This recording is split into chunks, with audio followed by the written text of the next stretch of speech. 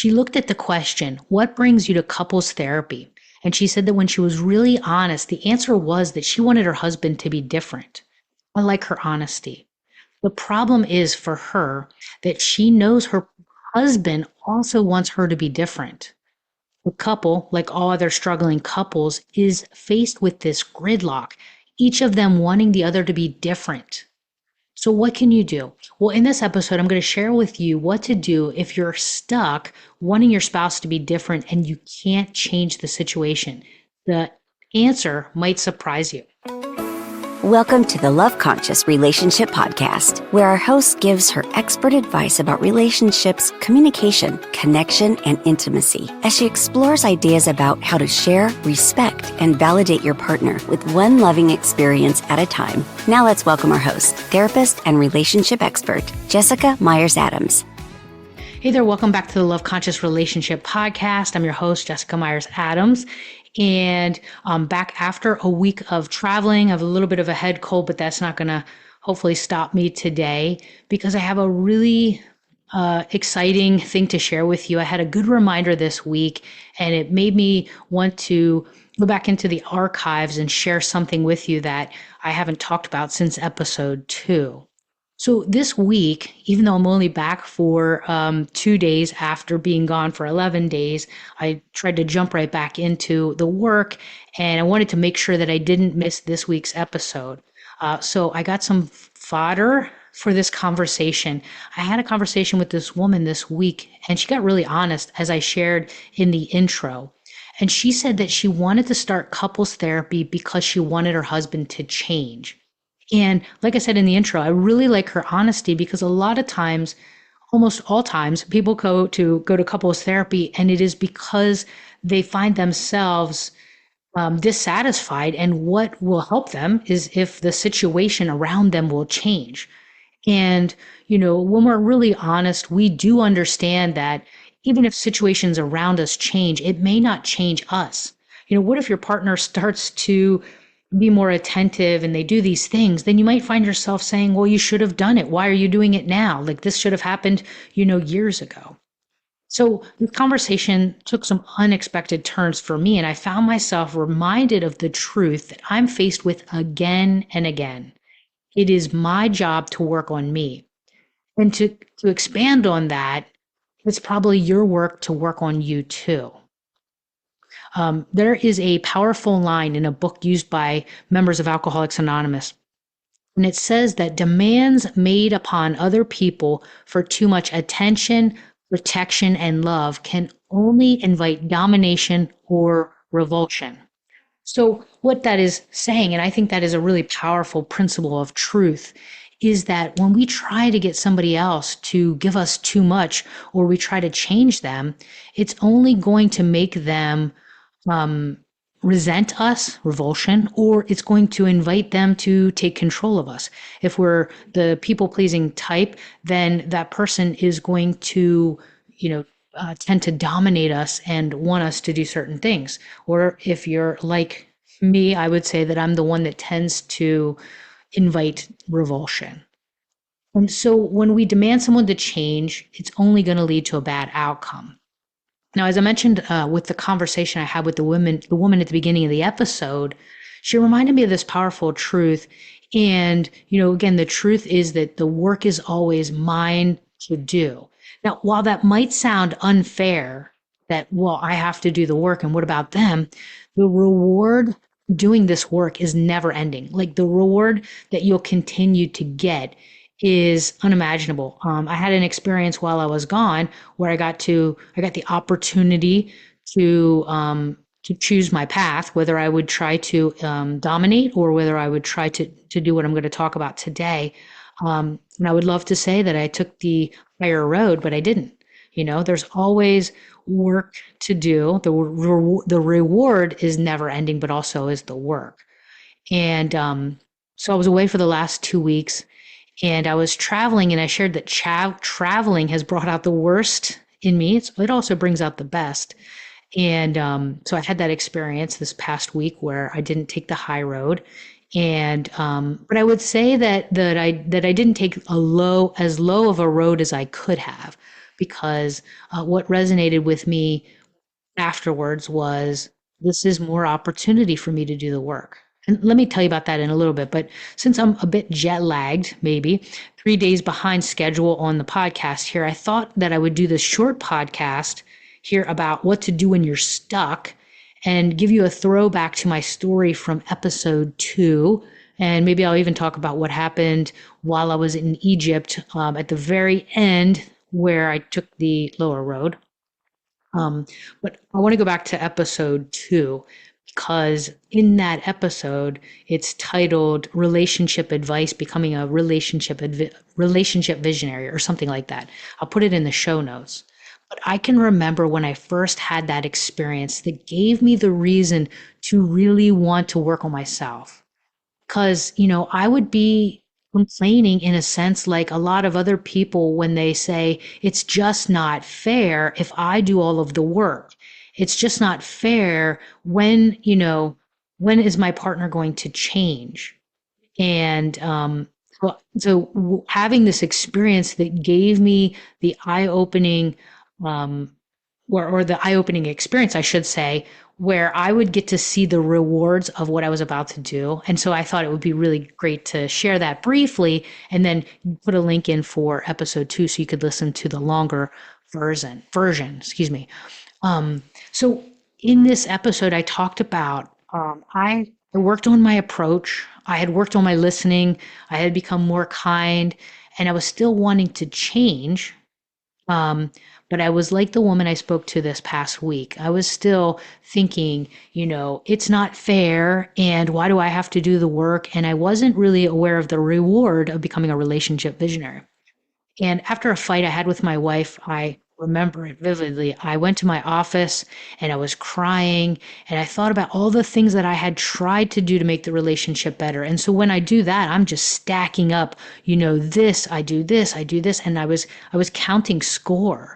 And what I mean by that is I was judging and criticizing, and I was not thinking about the team, the team of us, the relationship. And how often is it that we want to be soothed and we want to be comforted? But the experience I had that day was, what about my wife? And in my office, as I told you, I was crying. I knew that I had to calm down. I knew I had to soothe myself because no one else was going to do that. And I wasn't thinking about the big picture, just about myself in that moment. And I turned on my computer and I went to YouTube and I was going to do a meditation. And because I just know you can really regulate yourself by your breathing and getting calm. And so that was what I was going to do. There still wasn't going to be any outreach for me to my partner. It was just going to be about me getting calm. And when I went to YouTube and I pulled up this guru that I follow, Sadhguru, that was the man I followed at the time. Instead of doing a meditation, I clicked on this episode, and he was being interviewed by a woman who ran a volunteer group. Now, I was looking for a meditation, and I got an interview with this woman, and I just started watching it because the other thing is you need to distract yourself when you're upset because thinking about what you're upset about only increases your upset. And said guru, he asked the woman about her reason for volunteering. Why is it that you do this or something like that, I imagine. And her answer wasn't that different from my answer of why am I married, if I really thought about it. Why are you married? Why are you volunteering? What is the purpose? And if we think about really what is the purpose, for why we're doing something, there's love involved, right? And he went on to ask the lady if she could control the volunteers that worked in this organization. And he had a good chuckle because he said, ha ha ha, you don't pay them and there's no way you can control them. He said, but the beautiful thing about being a volunteer, if you listen to Sadhguru, he says volunteer. The good news about being a volunteer, he said, is that you're focused on an outcome. And when you're focused on something that is bigger than just you, you find joy and you find a way. This is the important thing that he said. He said, you find a way to work it out. And you find a way to work it out in your organization when people aren't doing what you want them to do. They're going to be going off and doing what they think they should do, and they're going to be doing, things that upset you. He said, but the point is that you have a a bigger outcome in mind. You're zooming out, you're thinking about the big picture. And I was just listening to this in amazement because it was really paralleling what I was going through at that moment. Like I was not focused on the big picture, and I was focused on these little things that happen. And he started talking about visionaries. He said a visionary is a person who's focused on the solution or outcome, and they do not get knocked down by the small things. So, when Thomas Edison, and he didn't quote him or anything, I don't think, but he would have all of these failures, but he knew what he was trying to accomplish. And so, wasn't that the issue with my fight that day or the fight I had in Egypt, right? Isn't it that I'm just getting knocked down by little dumb things? It's just a small thing. And I walked away from that with two things in mind. One is that I wanted to become a relationship visionary. And that meant that I was going to need to figure out how to make this work, even when there's all of these failures. Because if I zoomed out in the big picture, my relationship, even in that moment, was amazing because we both had done so much work. And wasn't it a small thing? If you listen to episode 2 about it, it was really a stupid thing. And so was the stupid thing in Egypt too, which I definitely now need to tell you about. But becoming a relationship visionary, that was the first thing that I walked away with. Like, that is it. I need to have this mindset. It's not about a skill or a tool or a technique. It's a mindset. And so my mindset was like changed. Now I forget about it. You're not always like, if you're a spiritual person, you're not always having that mindset. If you're a relationship visionary, you don't always have that mindset, but it's something I aspire to. And the second thing was, in that particular moment, the way forward did not mean me talking about why we were fighting. It did not mean me getting into the weeds of what was going on. It meant looking out to the future and figuring out, from this particular fight that we had, how do we recover? And what do I do about that? So that was the second thing. How do I recover from this issue? And what I decided, and I called a person and talked to them once I got my head clear, and it was, let this go for right now. Because right now, if I try to talk to my wife, it's not going to go well. And if you're in a relationship with a partner who doesn't like conflict and they don't want to talk about things, trying to talk about it at that moment isn't going to work. So from that moment, that kind of shift for me of aspiring anyway to do this, the I don't know if it's always it's not the right thing, but the correct thing for the time is what's going to move us forward. And this doesn't mean that you ignore yourself, but it means you have to figure out what to do for the relationship in order to move forward. And I want to tell you something else. So as I was talking to this woman and talking about her husband and how she could fix the situation, we talked about how she could meet him where he is and how she could try to understand how her words come across. So being mindful of her speech, and the way to get unstuck is to zoom out, figure out how to move forward. And as my mentor says, consider dropping out of the competition of who is right. Who is right? And so while I was in Egypt, here's the stupid fight I told you I'll tell you about, is that we found ourselves in this dinner, which was a feast for Ramadan, and I'm a vegetarian, and I tried to communicate to the staff, that I was a vegetarian, and I wondered if we should wait. We actually should have waited one more hour to have dinner because we got this kind of already prepared food that they were going to bring. And so we miscommunicated, and we're sitting there for an hour and a half in this dinner of they kept just bringing meat, and it was very uncomfortable, and we couldn't communicate well. And we finally get away from that situation, and we overpay because they brought out this big grill of meat, and I sent it away and said, I don't want that. And finally we got a piece of cake, and the cake was great, and we ate this, but we paid twice as much for the food we did not eat because we didn't eat the vegetarian.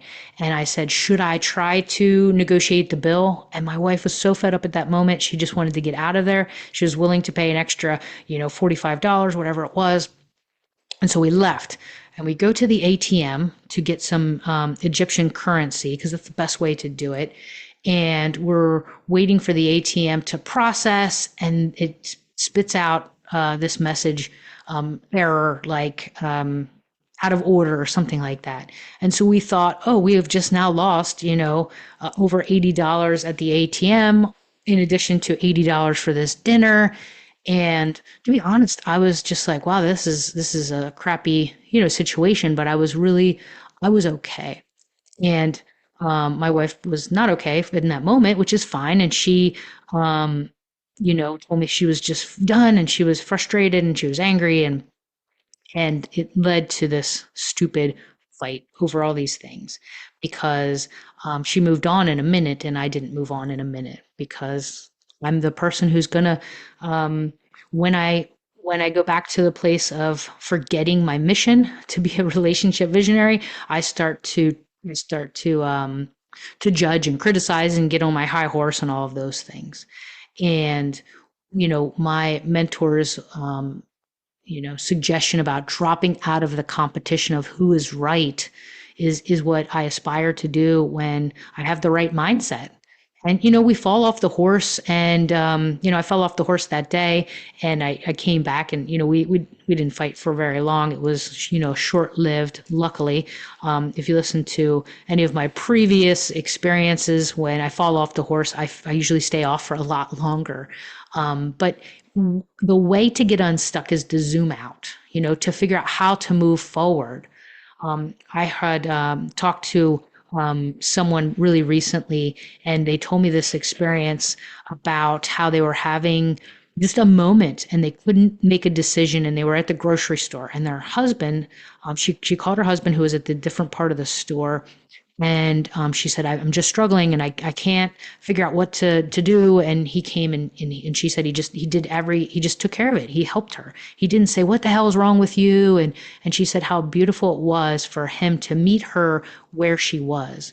And so, the mindset of becoming a relationship visionary is something that you will get rewards after rewards. Like if I could have remembered that, or, soothed myself in that moment in the Egyptian hotel room, maybe we would have had a little bit of a different experience. But because I eventually got there and I did, move on, it didn't take so much time. So even though I call myself a relationship visionary, it is my aspiration.